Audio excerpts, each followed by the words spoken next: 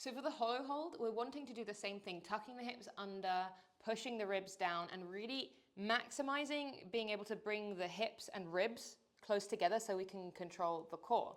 And a lot of people find that uncomfortable, and this is a really common side effect when people are doing hollows, is their back is off the ground, if you could see that. They're not tucked under, or if they do tuck under, they slowly arch when they're actually doing the hollow.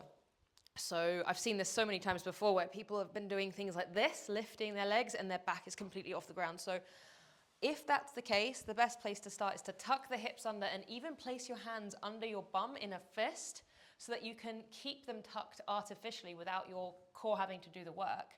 And then you're working towards being able to do leg raises without allowing any kind of hip popping or any kind of back arching, because you can still kind of cheat by being lazy. So if you're really pushing the ribs down, pulling the hips up, even lifting your head a bit, squeezing your quads, squeezing your glutes, is really, really hard to get that wrong. And then eventually you can lower to your hands being flat, giving you help, and eventually not at all.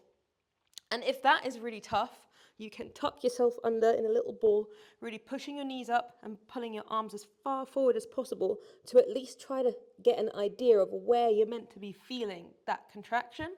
And then eventually you can work yourself towards much harder exercises where you're bringing your arms overhead, legs out, and then touching. You can do alternating, and then eventually you can even add weights.